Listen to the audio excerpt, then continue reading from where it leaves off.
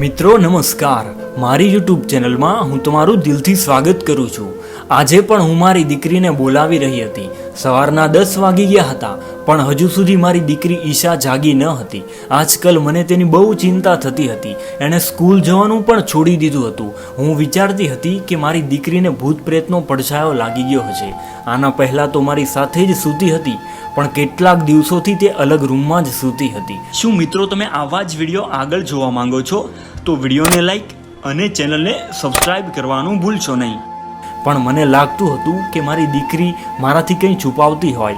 હું રોજ સવારે તેના રૂમનો દરવાજો ખખડાવતી તો તે થોડી વાર પછી ખોલતી અને તેનું મોઢું સાવ ઉદાસ લાગતું। આજે પણ હું તેને સાદ પાડીને થાકી ગઈ હતી। આ વખતે તેણે દરવાજો ખોલ્યો તો મેં જોયું કે તેનો ચહેરો કંઈક અલગ જ લાગતો હતો। તે બહુ ઉદાસ લાગતી હતી। જ્યારે મેં તેના પગ જોયા તો હું ચોંકી ગઈ। તે કંઈક અલગ રીતે જ ઊભી હતી, જાણે કે એ કંઈ મુશ્કેલીમાં હોય। આજે ઘણા સમય પછી મારી નણંદ મેઘા મારા ઘરે આવી હતી। તેના લગ્નને 30 વર્ષ થઈ ગયા હતા, તો પણ તેનો પોતાના પિયરમાં આવરો જાવરો એમ જ હતો। મને થયું કે આ મારી દીકરીને જોઈ જશે તો ખબર નહીં કેવી કેવી વાતો કરવા લાગશે। એને તો બસ બહાનું જોતું હોય છે। ત્યાં એણે પાછળથી અવાજ આપ્યો, અરે રુચિકા, તારી દીકરી કેમ દેખાતી નથી? શું થયું છે? આટલું બોલતા જ મારી દીકરી તેના રૂમમાંથી બહાર આવી। મારી નણંદ મેઘા આ જોઈને ચોંકી ગઈ અને બોલી કે હે ભગવાન, આટલી ઉંમરમાં તે કેમ લંગડાતી ચાલે છે? તે અપંગ તો નથી થઈ ગઈ ને? મારી નણંદના મોઢેથી આવું સાંભળીને મારું હૃદય કાંપી ઉઠ્યું। મેં કીધું, ના મેઘા, એવું કાંઈ જ નથી। આજે તેની તબિયત સારી નથી।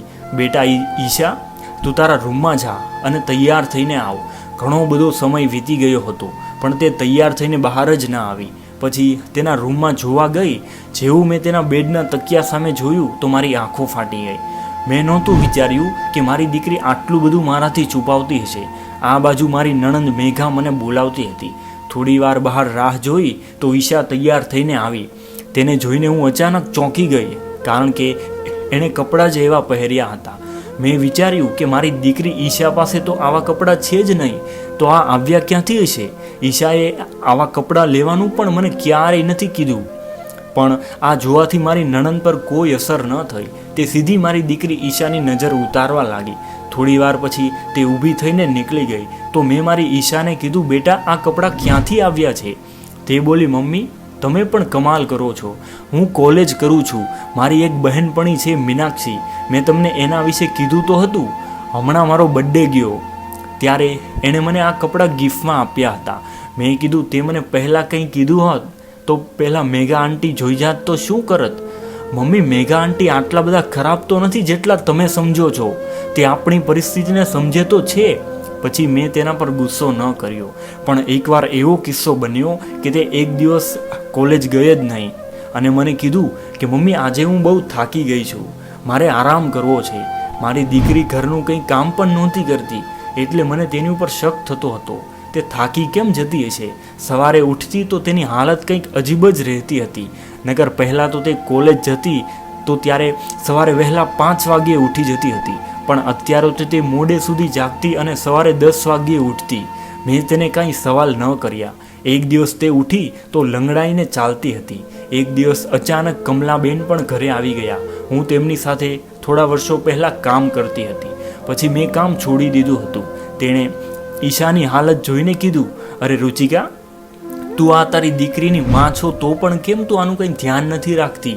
તને ખબર હોવી જોઈએ કે તારી ઈશા હવે જવાન થઈ ગઈ છે, તારે એનું ધ્યાન રાખવું જોઈએ। ભગવાન ન કરીને તેની સાથે કાંઈ થયું તો તું કોને કહેવા જઈશ? અત્યારથી તે લગ્ન થયા હોય તેવા નાટક કરવા લાગી છે। કમલાબેન બહુ ચતુર હતા। તે ગમે તેવી ચાલ જોઈને કહેતા હતા કે તેનું શું ચક્કર છે। કમલાબેનના મોઢેથી આવું સાંભળીને હું એકદમ ડરી ગઈ। પછી મેં નક્કી કર્યું કે હવેથી હું મારી ઈશા ઉપર પૂરેપૂરું ધ્યાન આપીશ। તે ગમે ત્યાં જશે હું તેનો પીછો કરીશ અને જોઈશ કે તે શું કરે છે। પછીની સવારે પણ તેની હાલત એવી જ હતી। ઈશાએ કીધું કે મમ્મી, મારું આખું શરીર દુખે છે, મને તેલથી માલિશ કરી દો ને। મેં કીધું, સારું। હું ગરમ તેલ લઈને તેના રૂમમાં આવી તો તેને મને અચાનક ના પાડી દીધી અને કીધું, મમ્મી, માલિશ નથી કરવું, રહેવા દો, મને હવે સારું થઈ ગયું છે। પણ મને લાગતું હતું કે તે મારાથી કંઈ છુપાવે છે. મેં કીધું, ઈશા, આજે હું તારા રૂમમાં જ સૂઈશ. તું તારો રૂમનો દરવાજો ખુલ્લો રાખજે. હું હજી ઘરનું કામ કરીને તેના રૂમમાં ગઈ તો તેને દરવાજો બંધ કરેલો હતો અને તે સૂઈ ગઈ હતી. ગમે તેમ હોય પણ મને તેના પર શક જતો હતો. આવા સમયમાં કુંવારી દીકરી અંદરથી દરવાજો બંધ કરી દે તો મા બાપ પણ શું વિચારવાના. પછીની સવારે પણ જ્યારે તે ઉઠી તો ઈશાની હાલત એવી ને એવી જ હતી. પછી મેં નક્કી કરી લીધું કે હવેથી હું આનો પીછો કરીશ. તે જેવી કોલેજ જવા નીકળી તો મેં તેનો પીછો કર્યો. હું પણ મોઢા ઉપર દુપટ્ટો બાંધીને તેની પાછળ પાછળ જવા લાગી. મને લાગતું હતું કે મારી દીકરી મારા ડરને કારણે કોઈ બીજા રસ્તે જતી હતી, બાકી એના કોલેજ જવાનો રસ્તો બીજો હતો. થોડું આગળ જતાં તે એક રિક્ષામાં બેઠી અને કોલેજ તરફ જવા લાગી. મેં પણ રિક્ષા કરી લીધી અને તેનો પીછો કરવા લાગી. થોડું આગળ જતાં જોયું તો તે કોલેજ જ જતી હતી. ફરી હું તેની પાછળ ગઈ તો તે તેના ક્લાસમાં જ જતી હતી. મને લાગ્યું કે કોલેજ સુધી તો મને કંઈ અલગ લાગ્યું જ નહીં. મેં વિચાર્યું કે કોલેજના કોઈ પ્રોફેસરને પૂછી લઉં તો કંઈક જાણવા મળે. હું પ્રિન્સિપાલની ઓફિસની બાજુના સ્ટાફ રૂમમાં ગઈ તો એક પ્રોફેસર બેઠા હતા. તેનું નામ બંદના મેડમ હતું. હું ઘણા સમયથી તેને ઓળખતી હતી. મેં કીધું, તમે ઈશાને હજી ભણાવો છો? તેણે ના પાડી અને કીધું કે હું તો સવારની પાળીમાં આવું છું અને તમારી દીકરી હવે બપોર પછીની શિફ્ટમાં આવે છે એટલે મારી વાત નથી થતી, પણ હું તમને એક વાત કહેવા માગું છું. મેં કીધું, હા, હું જાણવા જ આવી છું. તમે કહો, શું થયું છે? તેણે કીધું કે મને વધારે તો કંઈ ખબર નથી, પણ હમણાંથી ઈશાની આંખમાં ઊંઘ જ હોય છે અને તે કંઈક અલગ જ લાગવા લાગી છે અને કહે કે મને આખું શરીર દુખે છે, મને રજા આપી દો. બાકી પહેલાં તો તે રેગ્યુલર કોલેજ આવતી હતી. બાકી અમારી કોલેજનો નિયમ પણ કડક જ છે. અહીંયા કોઈ છોકરી અમારી પરમિશન વગર રજા પાડે અથવા લેક્ચર બંક કરે તો અમે સીધો તેના મા બાપને ફોન કરીએ છીએ કે આજે તમારી દીકરી કોલેજ નથી આવી, પણ તમારી ઈશા તો કંઈક અલગ જ લાગે છે. તમે રાત્રે તેની સાથે સૂવો છો? મેં ના પાડી. મેં કીધું, ના મેડમ, મારી દીકરીનો રૂમ પણ અલગ છે. તે કહે છે કે હું હવે મોટી થઈ ગઈ છું, મને એકલી સૂવા દો. તે મેડમે મને કીધું કે આ ઉંમરમાં દીકરીઓને એકલી ના સૂવા દેવાય, નકર ન થવાનું થઈ જાય. હું મેડમની વાત સાંભળીને ડરી રહી હતી. પછી મને તેના રૂમની તકિયાવાળી વાત યાદ આવી કે તેના રૂમના તકિયા પાસે 500-500ની 4 નોટ પડી હતી. મને લાગ્યું કે આની પાસે આટલા બધા પૈસા ક્યાંથી આવ્યા હશે. હું એના જ વિચારમાં રહેતી હતી કે આની પાસે આટલા બધા પૈસા ક્યાંથી આવતા હશે. બાકી મેં તો ક્યારેય તેને 100 રૂપિયાથી વધારે પૈસા આપ્યા જ નથી. પછી સવારે તે ઉઠી તો તેની હાલત એવી ને એવી જ હતી. પછી મેં નક્કી કરી લીધું કે હવે આજનો આખો દિવસ હું મારી દીકરી સાથે જ રહીશ. તે જે કંઈ કરે તેનું હું ધ્યાન રાખીશ. પછી મેં આખા ઘરનું કામ ઈશાના આવ્યા પહેલાં જ પતાવી નાખ્યું હતું. પછી મેં વિચાર્યું કે આજે ઈશાના રૂમની સફાઈ કરીશ તો મને કંઈક સબૂત મળી શકે. હું તેના રૂમમાં ગઈ તો તે અંદર આવીને મને જોઈને ચોંકી ગઈ અને બોલી, શું વાત છે મમ્મી, મારા રૂમમાં કેમ? મેં કીધું, બેટા, કેટલા બધા દિવસથી તારા રૂમની સફાઈ નહોતી કરી. મેં વિચાર્યું કે સફાઈ કરી લઉં. તો ઈશા બોલવા લાગી, તમને એમ લાગે છે કે હું મારો રૂમ સાફ નથી રાખતી? તો લાવો હું જ સાફ કરી નાખું. આમ કરીને ઈશા મારા હાથમાંથી ઝાડુ લઈ લીધું અને પોતે સાફ કરવા લાગી. હું તેના રૂમની ચારેય બાજુ જોતી હતી. પછી મેં તેનો કબાટ ખોલ્યો અને જેવી અંદર જોવા ગઈ તો ઈશા તરત મારી પાસે આવી ગઈ અને કબાટની અંદર ઘણા બધા નવા નવા કપડાં હતા. ઈશા બોલી, મમ્મી, શું જોઈએ છે તમારે?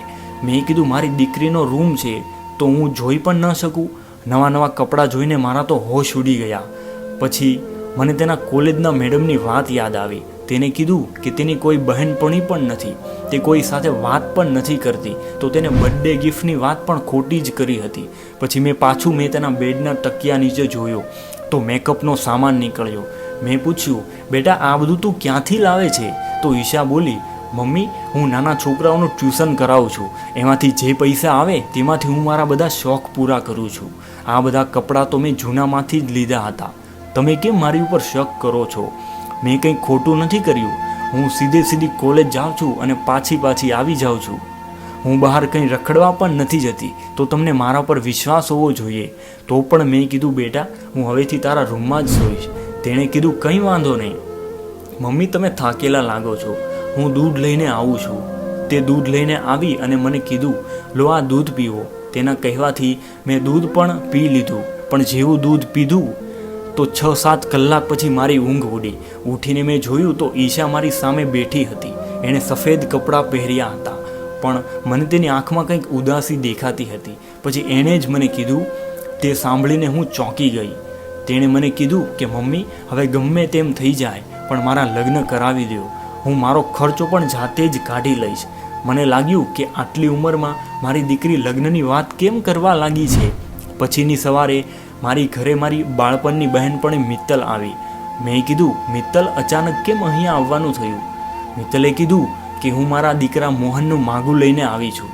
મેં મિત્તલને કીધું, અલી, તારું મગજ તો ઠેકાણે છે? તારો દીકરો મોહન કેવા કેવા કાંડ કરે છે અને હું મારી દીકરીના લગ્ન એની સાથે કરાવું? મિત્તલ મારી બાળપણની બહેનપણી હતી. તેનો પતિ અને તેનું આખું ઘર બહાર નાચવામાંથી પૈસા કમાતા હતા. આ બધું મિત્તલને ગમતું ન હતું. મેં તેની સાથે મારે કોઈ સંબંધ રાખવો ન હતો, પણ ગમે તેમ કરીને તે મારી સાથે સંબંધ રાખતી હતી. અને આજ તો તે તેના દીકરાનું માગું લઈને મારી દીકરીનો હાથ માંગવા આવી હતી. મેં તેને કીધું કે તું અચાનક કેમ તારા દીકરાનું માગું લઈને આવી છે? તો મિત્તલે કીધું, તારી દીકરી ઈશા અમારા જેવી જ છે. તે પણ અમારી જેવા જ કામ કરે છે. હું એને રોજ રાત્રે બારમાં નાચવા લઈ જાઉં છું. આ સાંભળીને મારા પગ નીચેથી જમીન સરકી ગઈ.